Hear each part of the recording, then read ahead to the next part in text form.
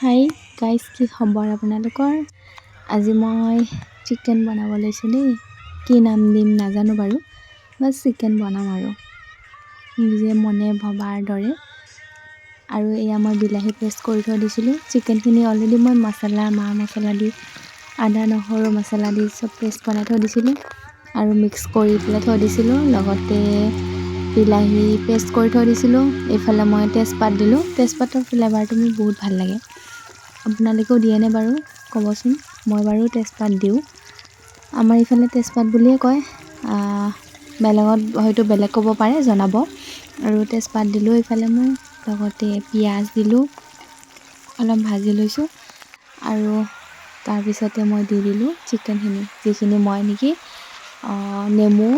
নেমু আদি থৈ দিছিলোঁ। নেমুৱে আৰু আদা নহৰু, অলপমান মিঠাতেল, নিমখ, হালধি আৰু অলপমান জিৰা ধনিয়া, লগতে অকণমান জলকীয়া গুড়ি তেনেকৈ মিক্স কৰি থৈ দিছিলোঁ। সেইখিনি দি দিলোঁ, অলপ ভাজি তাৰপিছতে মই দি দিলোঁ বিলাহীৰ পেষ্টখিনি।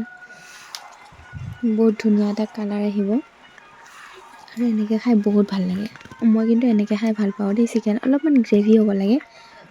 ভাতৰ লগতে হওক বা ৰুটিৰ লগতে হওক, বহুত বেছি খাই ভাল লাগে।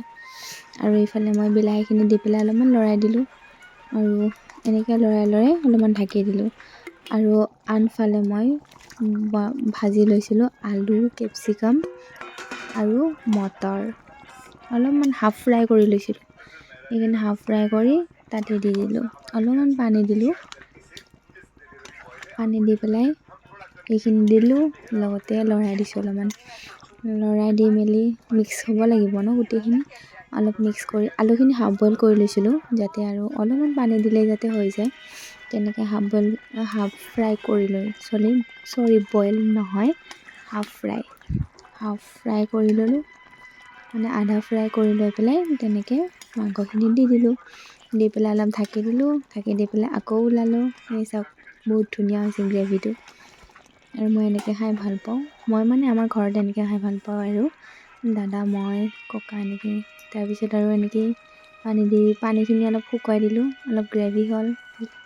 তাৰপিছত মই ধনিয়া পাত দি দিলোঁ, কেঁচা ধনিয়া লৈ আনিছিলোঁ।